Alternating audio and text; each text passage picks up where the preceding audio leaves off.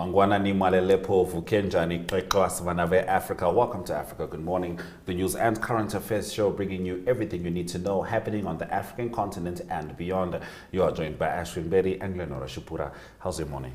It's going very well. All right. How are you? How are my two puppies? My two puppies are great, but I'll tell them they're auntie. Yes, over them. I'm here to babysit. Yes, certainly. Well, let's get into what you can expect in today's broadcast. Kenya to start building nuclear power plant in 2027.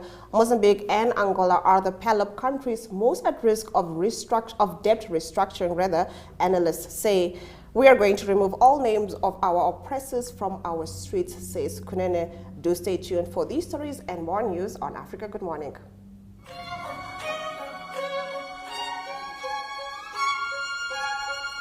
Welcome to Active Kids, a daily TV show that sparks creativity, learning, and fun for young minds.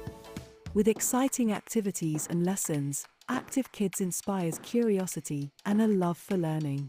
New face to the 115. The perfect mix of play and education. Don't miss out on the fun. Tune into Active Kids on NTV every weekday at 10 o'clock and let the adventure begin.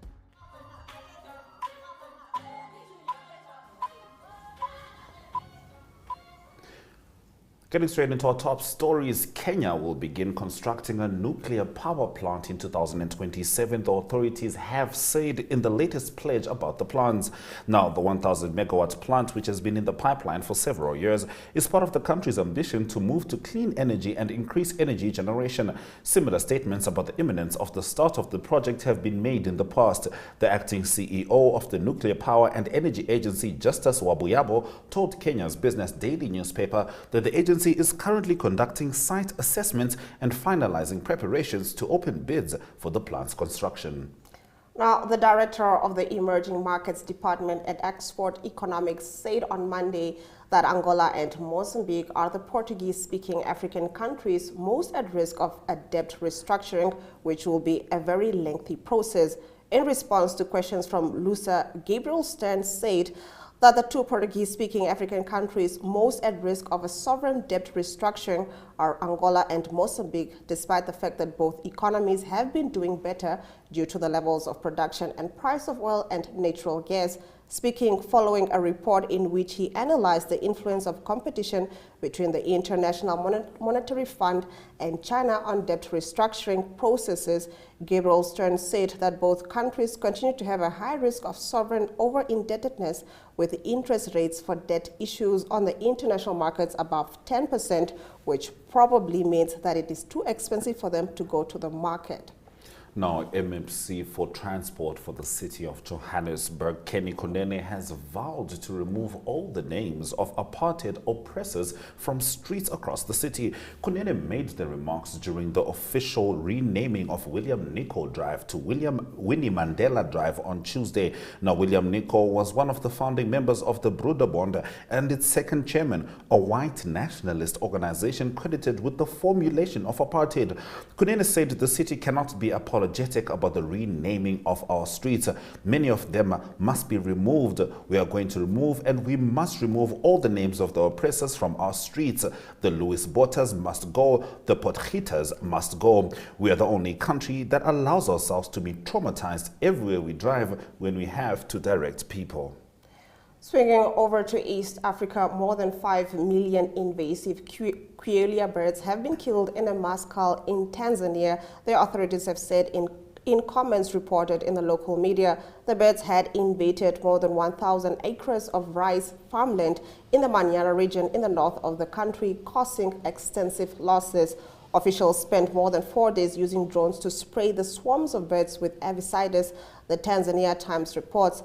The invasive birds were capable of destroying more than 50 tons of food crops every day, according to Gadman Buko from the Tanzania Plant Health and Pesticides Authority. Quelea birds, thought to be the most numerous bird species in the world, often destroy grains such as rice and wheat.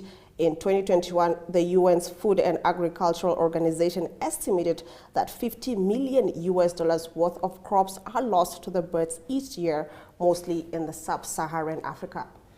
And Kenya and the U.S. signed a defense agreement on Monday that will see the East African nation get resources and support for security deployments as it is poised to lead a multinational peacekeeping mission to Haiti to combat gang violence. Kenya's Defense Minister Aden Duale and U.S. Defense Secretary Lloyd Austin signed the accord at a meeting in the Kenyan capital, Nairobi. The agreement guides the country's defense relations for the next 5 years as the war in East Africa against Al-Qaeda-linked Al-Shabaab extremist group intensifies. Austin thanked Kenya for volunteering to take the leadership of the Haiti multinational force and reiterated that the U.S. government would work with Congress to secure the $100 million in funding. All right, that brings us to the end of our top stories on Africa. Good morning. When it comes to rearing a child, or at least raising a child as a community, there is one role that is absolutely indispensable and arguably the most important, which is the role of the teacher, which is why their well-being is our focus today as we head to the Msati region for one of Tuyemo Haidula's reports after the break.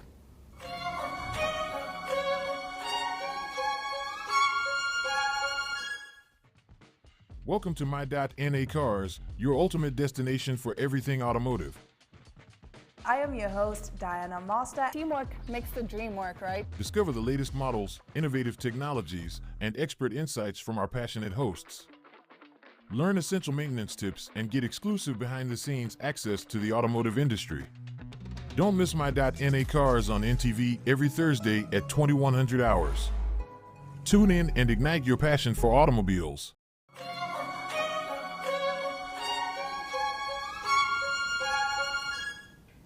Now, our in-house reporter Tuyemo Haidula visited the northern Namibia Omusati region, where teachers at Onamatanga Primary School had to build corrugated iron structures to house them as they do not have proper housing and ablution facilities. Let's have a look.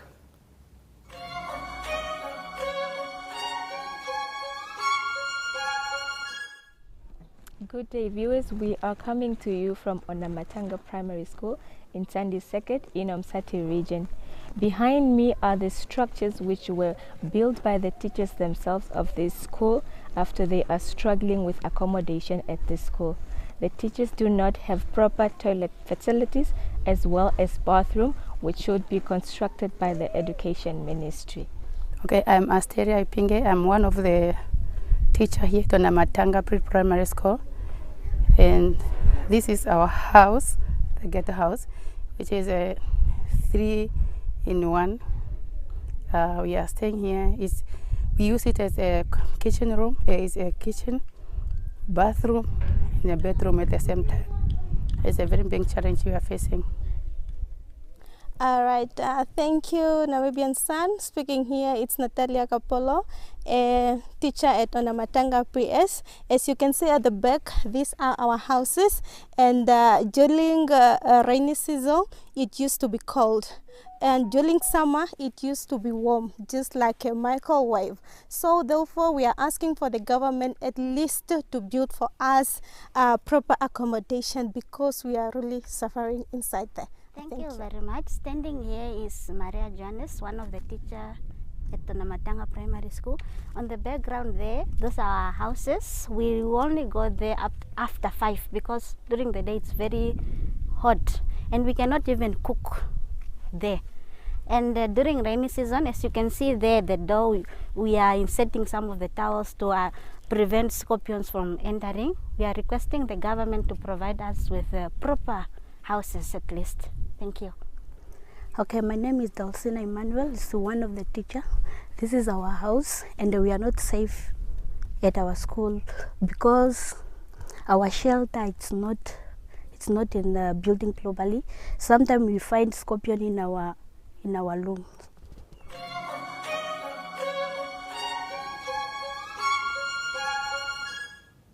Thank you for staying with Africa. Good morning. We're going to head to the weather predictions just before the economic news.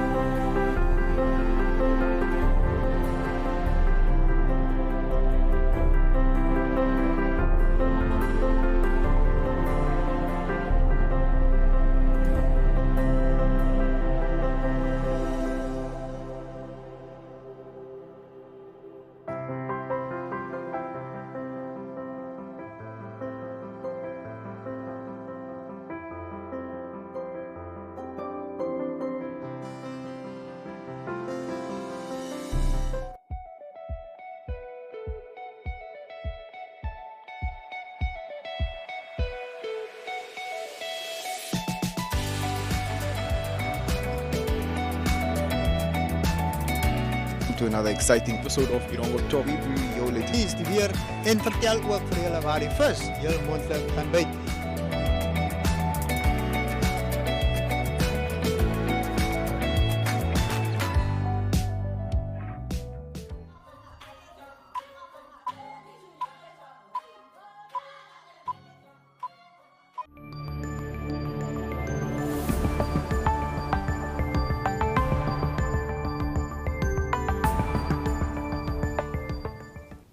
Let's get into the economic news stories now. Moody's financial agency expects Mozambique's public debt to drop to 93.3% in 2023, a year when the economy is expected to grow 6.7%, slowing to 5% by 2024. Moody's projects that real GDP will expand by 6.7% in 2023 and 5% in 2024 from 4.4% in 2022, driven by continuing growth of the primary sector and in particular the LNG production. Now at NESPA's Coral South, the rating agency says in the note released on Friday evening, which downgrades the economic forecast from positive to stable, Moody's also foresee Mozambique's public debt improving to 93.3%, but still well above the estimated median of the car-rated peers at 66.1% in 2023 and below the investment recommendation level. The debt trajectory is also vulnerable to currency depreciation and exposed to the risk of materialization of contingent liabilities related to guaranteed debt disputed in court. Mozambique's growth trajectory, analysts conclude, is dependent on the resumption of Total Energies project in Cabo Delgado. Rich and developing nations alike must sharply improve their net zero targets, the International Energy Agency said on Tuesday, warning that a clean energy surge was the main reason the world's climate goals are still within reach. Wealthy countries must now reach carbon neutrality in around 2045, 5 years early, and China should speed up by a decade to 2050 to keep to the Paris goal of limiting warming to 1.5 degrees Celsius above pre-industrial levels, the IEA said. The world has already delayed too long to avoid hard choices, the global energy watchdog said. The report, which comes ahead of Crunch UN climate talks, updates the IEA's landmarks 2021 net zero roadmap, which said new fossil fuel development was incompatible with global decarbonization by mid-century and the 1.5 degrees Celsius target. Now, 2 years later, the IEA has been in progress in the form of record growth in solar power capacity and electric car sales. These are in line with the IEA's pathway to net zero emissions, as are the plans put in place by the industry to roll out new manufacturing for them. All right, let's head to the economic indicators just before we return with the sport.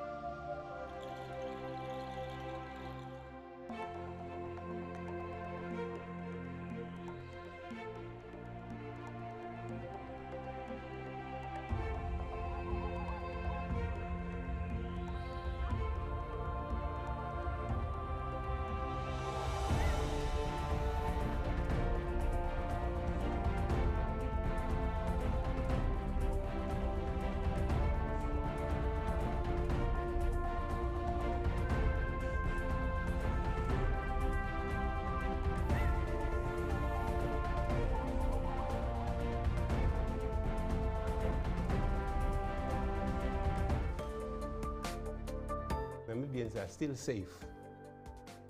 Everywhere else, the Supreme Court said we are not going to rely on foreign judgments. By all means, we try to not make journalists public figures, but at the end of the day, they are. Very good evening. My name is Tebo Njebela, your host. With their Protestant offsprings. But the implementation, like she says, is another thing.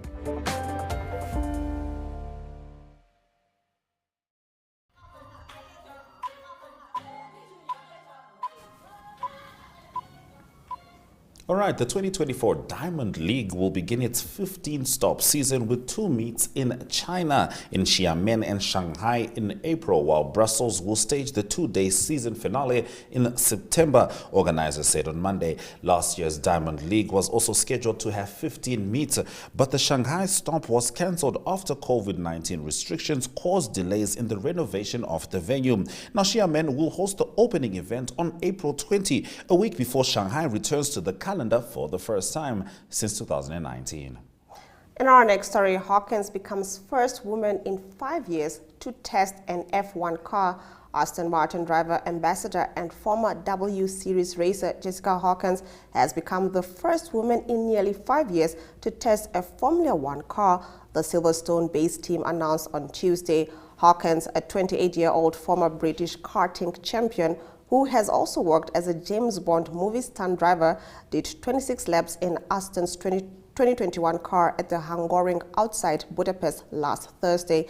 She alternated in the car with Brazilian test and reserve Filip Drogovic. "It's taken me every bit of blood, sweat and tears to get here," she said.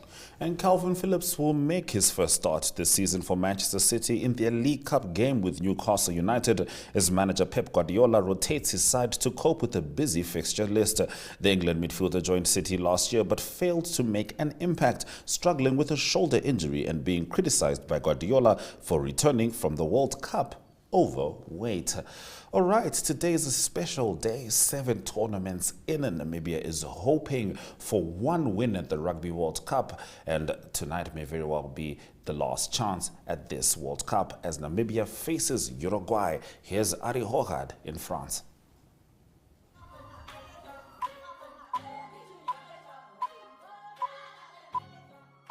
Good day, everyone. It is International Sport on Sports VAP, and a privilege to be in the stadium where Namibia play against Uruguay. Massive stadium, impressive stadium. Lots of noise around us, so bear with us. But it's amazing to be here, at least in the stadium. This is where it's all going to happen. And a big game for Namibia, the 4th game in their pool. Let's first talk to the captain of Namibia, Itsui Yuanivi. And he's privileged to be the captain for Namibia in this big game. And we got his thoughts speaking to him after a press conference. Yeah, I captained a few games 2019, so nothing new, but obviously it's a massive honor.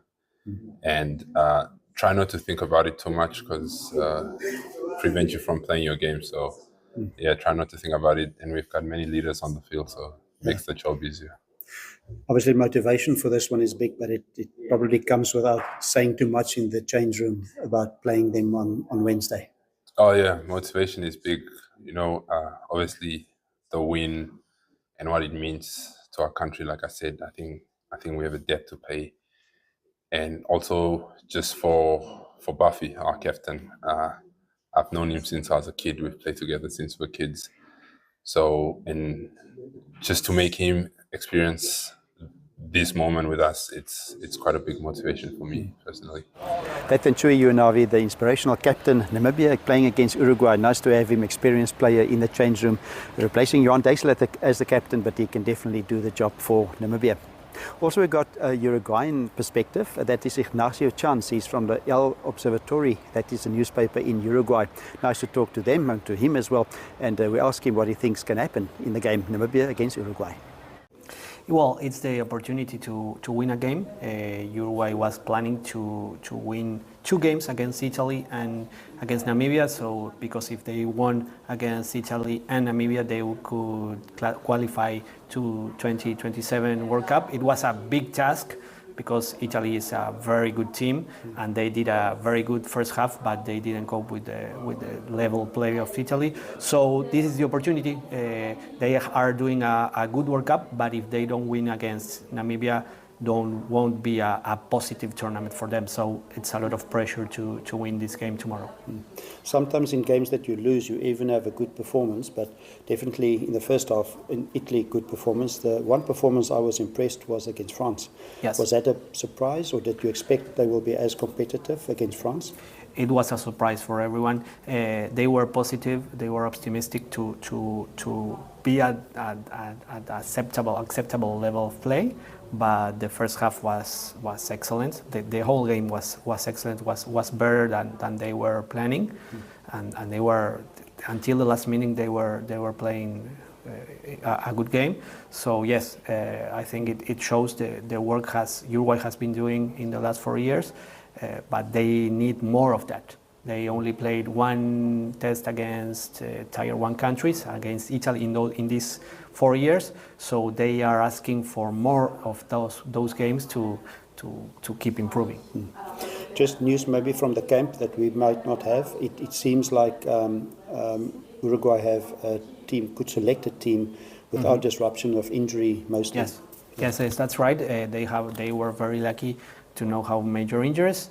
They have some players that they are tired from the first 2 games, and maybe the 2 of the starting players, Diana and also Inciarte, second inside center, are not playing, but it's almost the best 15 they can field tomorrow.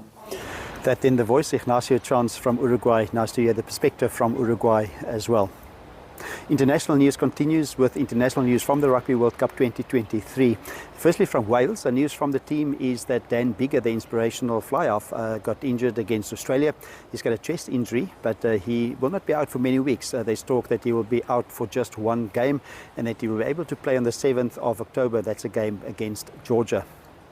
Also news from an Australian team, but not maybe from an Australian team, but news related to Australia. It's a drop down to number 10 in the world. That's the lowest they've ever been in their history. The lowest before this was number 9. And also news from Eddie Jones, the coach, is that still it seems like the talk is that he will stay on as coach of Australia, but that we'll only know after the World Cup. That's the international news that is happening all over World Cup 2023. Big stadium behind me, massive stadium. It's a stadium in Lyon. It's Namibia against Uruguay. Looking forward to that big game, and that is tomorrow. The kickoff will be 5:45. Arioga for Sportswrap in Lyon. Welcome to What's Cooking, where culinary passion meets expert insights. Somebody must really want to cook and want to cook good food. Immerse yourself in the bustling world of professional kitchens as top chefs create mouthwatering dishes. Join us for in-depth interviews as our host explores the experiences and expertise of our guest chefs. Don't miss out. Tune in to What's Cooking on NTV every Friday at 2100 hours and let the culinary adventure begin.